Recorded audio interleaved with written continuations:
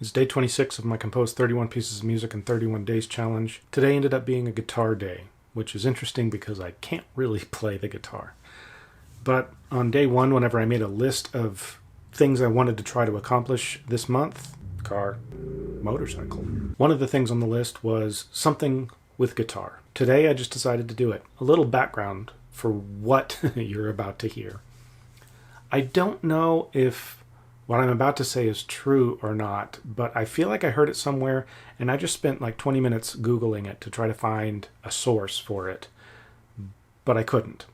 But there's this jazz musician named Ornette Coleman, who at one point I heard a story that he began soloing and performing on instruments that he didn't actually know how to play, or rather that he wasn't trained on, because he just wanted to have the pure freedom to do exactly what he wanted, not constrained by anything that he'd been indoctrinated to think was the correct thing to do on a given instrument. Not too long ago, I posted on Twitter saying, hey, I want to release a guitar album, even though I don't know how to play guitar, just to see what comes out. A few people actually seemed interested in it.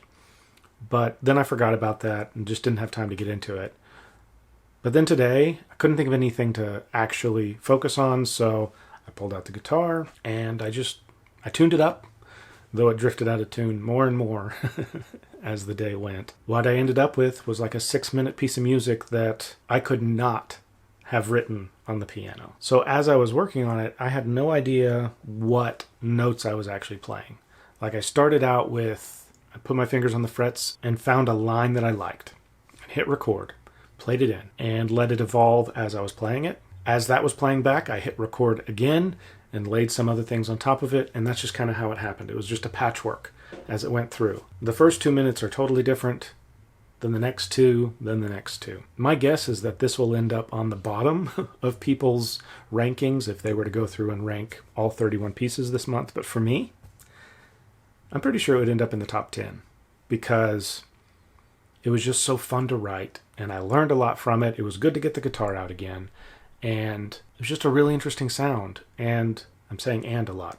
And I liked it. I'm glad I did it. Maybe it'll end up being released somewhere, maybe not. Maybe it'll just live here on YouTube, and 3 people will listen and like it, and that's okay. I'll be one of those 3, and I like the way it turned out. I feel a whole lot more peaceful at the end of it than I do at the beginning. It starts more in a chaotic sense. In the middle, it kind of gets a little more out there. Not out there in regards to what some people have done with experimental music, but out there in regards to the sort of music I have written. In some cases, I play it conventionally. In some cases, I laid it down on the table and found some sounds there, and the piece ends by me just banging on the guitar. As I was working on it, there were a few times I kind of wanted to add in some other sounds, but I decided to keep this purely guitar. So everything that you hear, I played into it, and it's pretty raw. I'm glad to have it as part of the 31 days.